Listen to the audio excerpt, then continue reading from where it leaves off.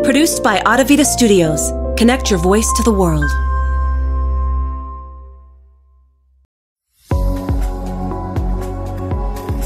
The Tea-Biz podcast delivers tea news that you need to know. A recap of the week's major headlines with commentary and cultural trends hosted by Dan Bolton. It is the voice of origin for tea professionals and enthusiasts worldwide. Tea nourishes and inspires. It is an ancient plant-based medicine that simultaneously heals and energizes the body as it soothes the mind. Making fine tea is a blend of artistry and craftsmanship. The $200 billion tea trade is fundamentally local, yet exerts global influence, employing millions to enhance the well-being of all.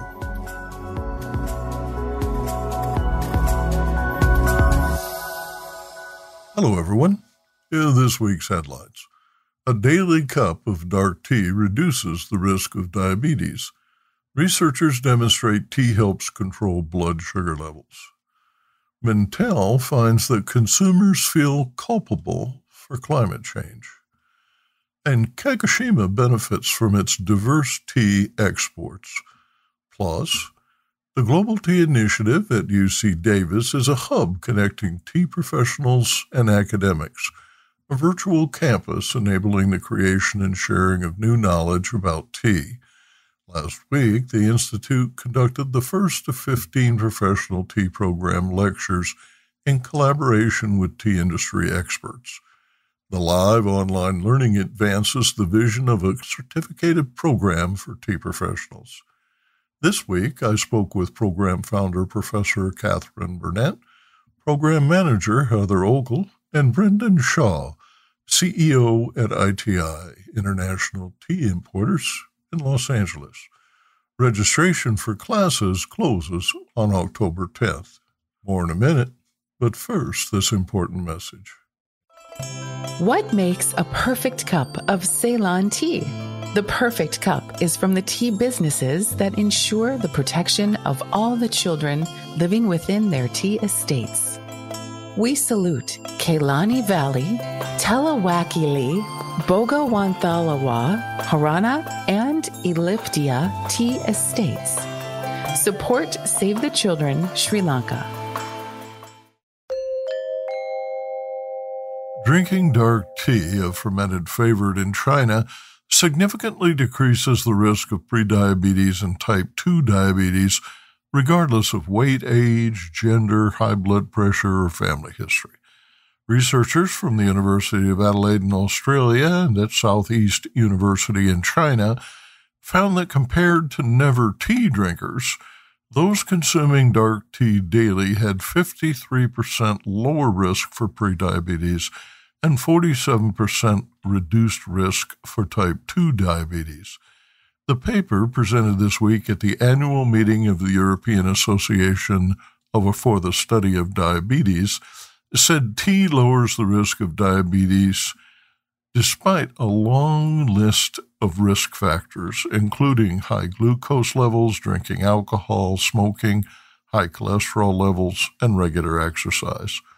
Associate Professor Tongzi Wu from the University of Adelaide said, quote, "The substantial health benefits of tea, including a reduced risk of cardiovascular disease and type 2 diabetes, have been reported in several studies over recent years, but the mechanisms underlying these benefits have been unclear.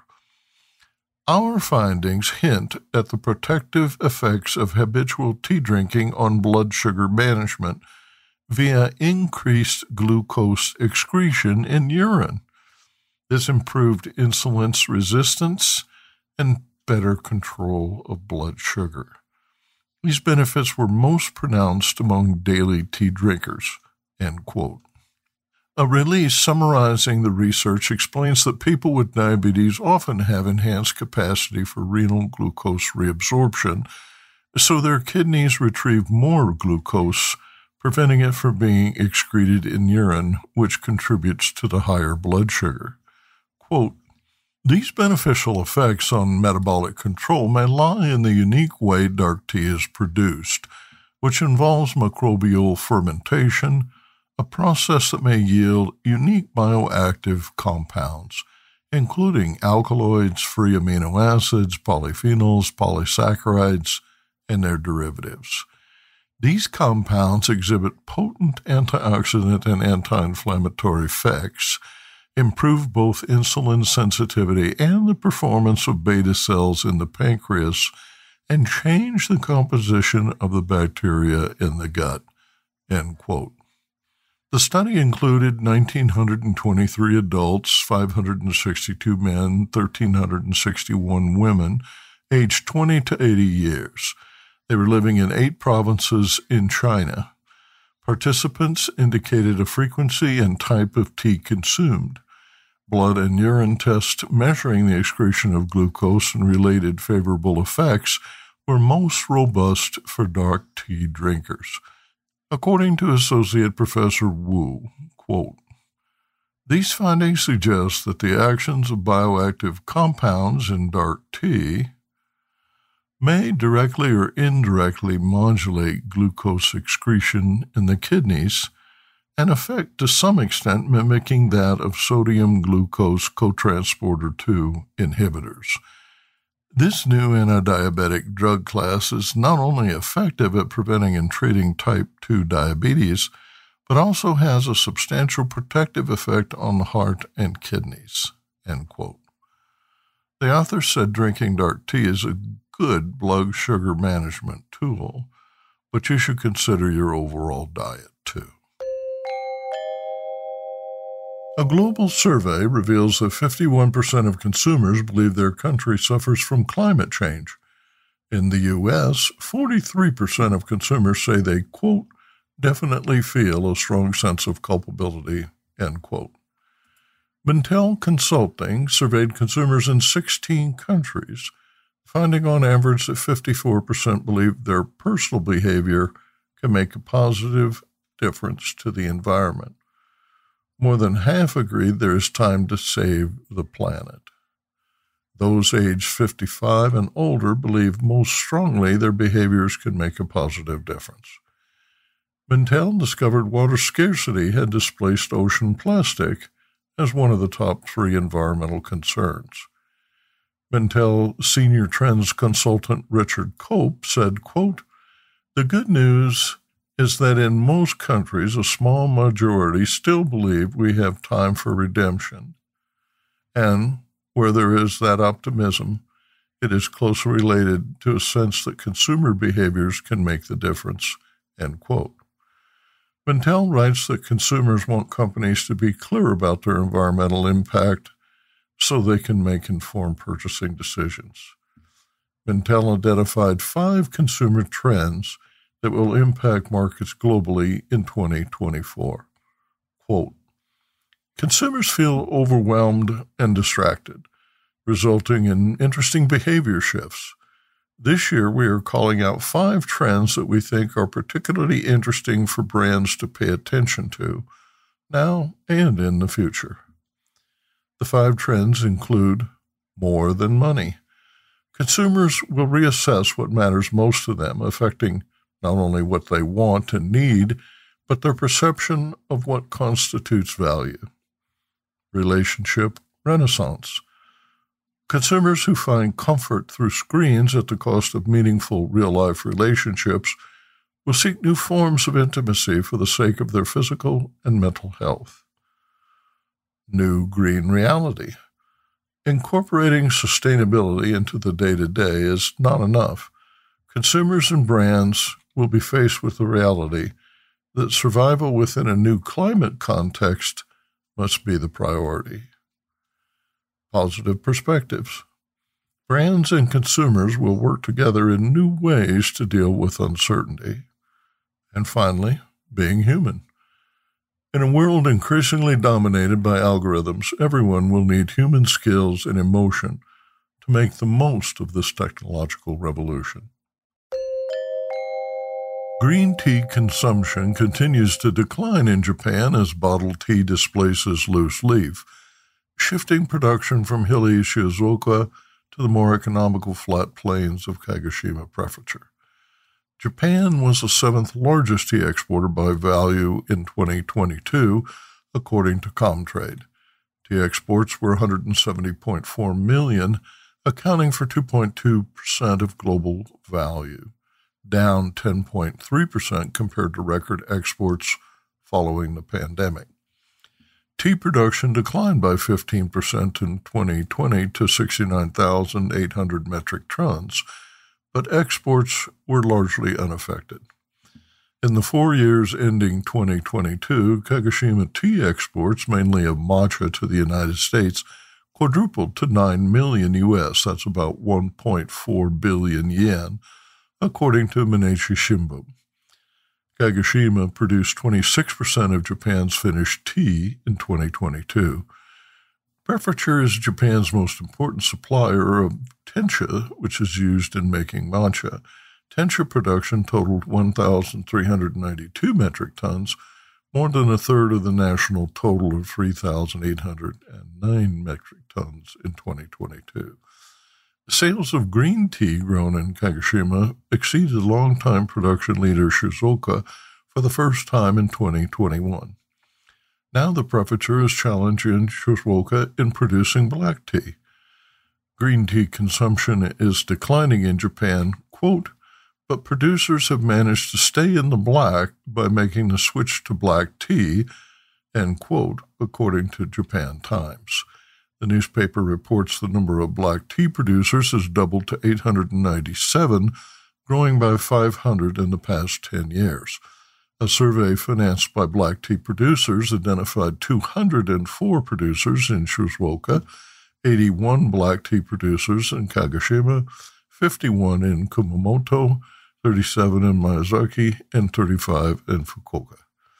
Kagoshima is Japan's southernmost tea-producing region, with 5 harvests beginning in April. The Global Japanese Tea Association writes that, quote, 99.6% of the tea grown is on flatlands, hence it is possible to utilize modern harvesting machinery. Currently, 97.5% of tea farms are mechanically harvested, with trials of unmanned tea harvesting robots underway, end quote. In 2021, the prefecture accounted for almost half of the land certified organic by JAS, compared to 16% of Shizuoka Prefecture, which is ranked second. Business Insight. Japan's Internal Affairs and Communications Ministry reports households with 2 or more people spent 3,530 yen, that's about $23.75, on loose-leaf green tea in 2021, down about 20% compared to 2011.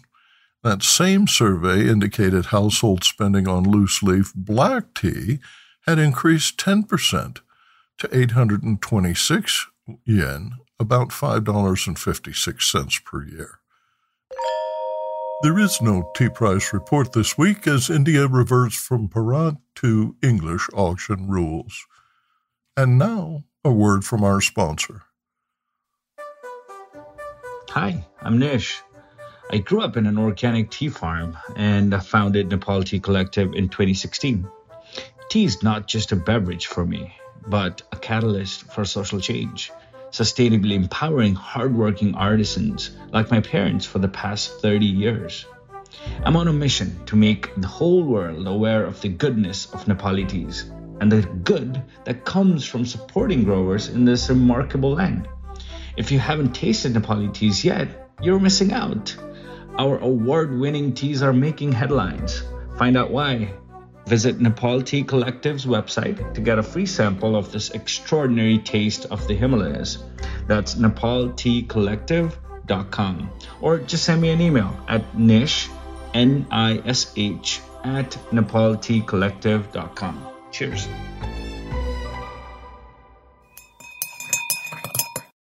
The Global Tea Institute at UC Davis is a hub connecting tea professionals and academics, a virtual campus enabling the creation and sharing of new knowledge about tea.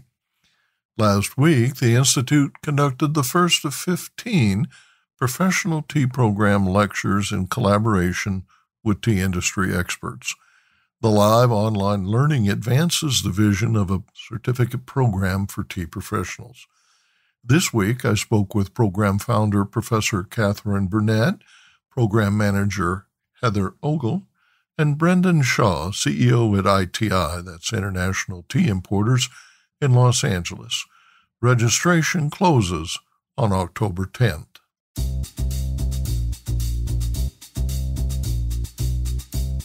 "50 years ago, career tracks for tea professionals were the province of global brands and expansive plantations. Future executives were recruited young, rigorously trained, and tested.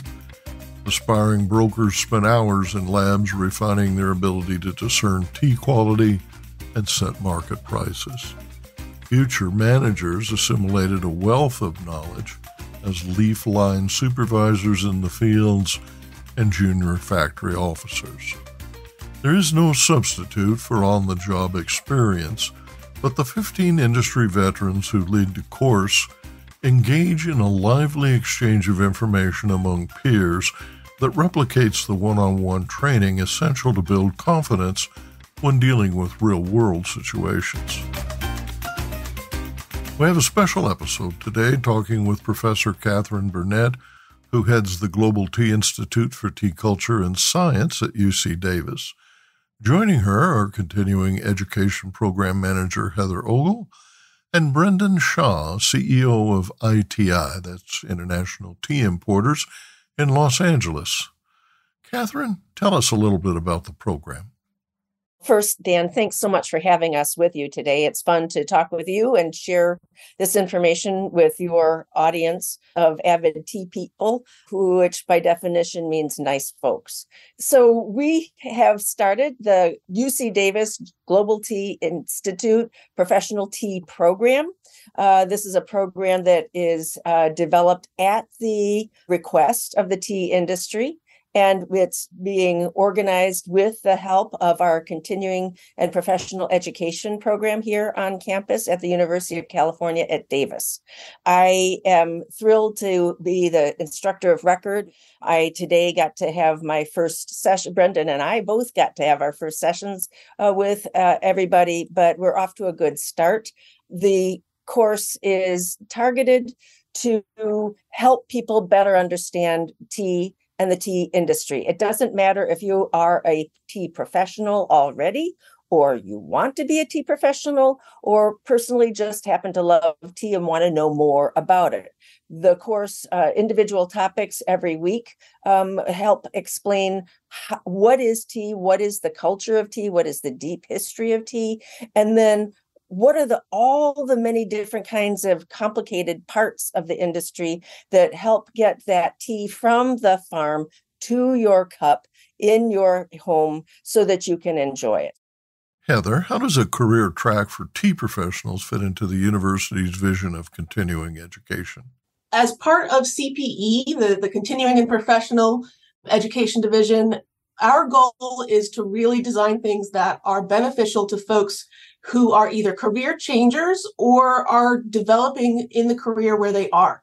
You want to gain knowledge to expand your business. You want your employees to have more knowledge about the development and production, the blending, what have you, around tea. You can have them come take this program and have that background, gain new skills.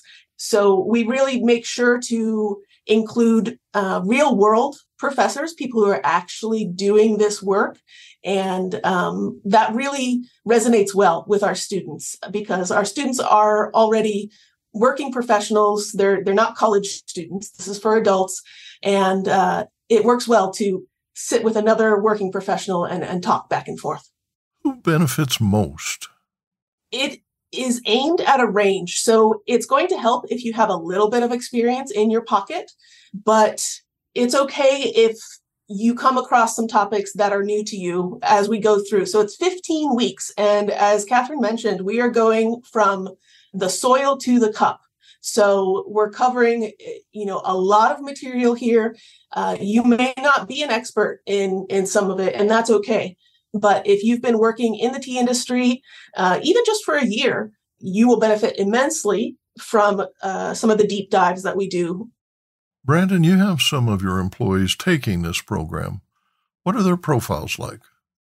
Yeah, Dan, again, thanks for having me in here. We have a few employees taking the program. ITI is one of the Tea Advisory Council members for the Global Tea Initiative, and ITI specifically, our team has kind of helped shape what the course looks like and the topics that we cover.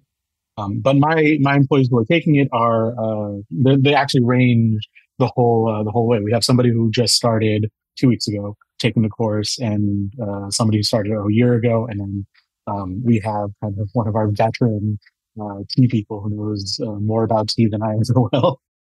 The lineup of trainers is awesome. If I were a startup and wanted to be a unicorn, that's my team. Will you talk about what they have in common regarding their range of experiences and accessibility? Because working professionals will need more detailed, hands-on insights. Sure, I'll lead off, and then Heather and Brendan can chime in. Largely, I'm one of the professors, but maybe one of the only professors to be addressing the group. The rest of the instructors largely are from the industry itself. These are leaders in the field. These are leaders in the world who can talk to you about supply chain or blending or plucking and transport. I mean, in ways that they have direct experience. They know from their own lived experience what they're talking about. And so they're bringing this wealth of expertise to the classroom and the group that is, frankly, pretty extraordinary. And one of the things that I think is one of the benefits of the course is that every week, not only do you have whoever is the instructor of the day, but also our tea advisory committee members who are leaders of the tea industry nationally and globally. I am one of the speakers. Katharine mentioned it when she introduced herself, but the tea industry was very excited about the Global Tea Institute. And when we designed this course, a big part of this was, okay, let's get these big names in the tea industry to come in and tell students about what's what. And we find an expert in every single one of these topics. So we have people from Finlay's, who's obviously a large multinational corporation, Starbucks and Peet's, some pretty big hard hitters there. We have people like Nigel Melican, who's well respected in the tea industry and is next to none in terms of farm operations and how to get a tea farm up and running. So we've kind of found where the expertise is and use the weight of UC Davis to get them all into a Zoom room together to talk about what they love, which is tea. I would just also highlight that whether it's the farming that we're talking about or all the way down to actual marketing and branding of tea, we've got the VP of corporate relations from Ito Yen, and she's going to come and talk, you've got your tea, you're blending, you love it, but how do you share that with the world and let them know how great it is so that you can really have that product get out there. And so whatever the topic of the day is, we have found that expert globally to bring them in and have these discussions, which is just so exciting. Katharine, give me one quick reason to sign up today. Because you'll learn a lot. You'll have some fun. I'm not sure that it will be life-changing, but it might be. One of the cool things about the course and why, if you enroll in this course, what are the optional benefits, if I can throw this in now, is to come to campus at the end of the course as a sort of capstone day for a full day. And a full day of being on campus and talking with these industry leaders and working with the GTI collection of art and material culture and seeing the rare books that we are collecting, some of the first books on tea the first books on tea in a European language, and some of the earliest books on tea in Asian languages as well. So, which there's something special when you hold these things in your hand and you see these early drawings of tea plants and people's early understandings of what is tea, and how we're all continuing to strive for the same thing, whether it's in the 16th century or today. It's just, I don't know, sharing that knowledge and that passion is just one of the coolest things about this course, I think. And here's an opportunity for you.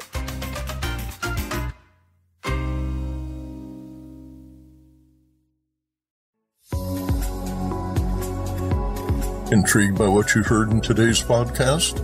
Would you like to learn more from our global network of Tea-Biz journalists and tea experts? Remember to visit the Tea-Biz website for more comprehensive coverage. That's www.t-biz.com.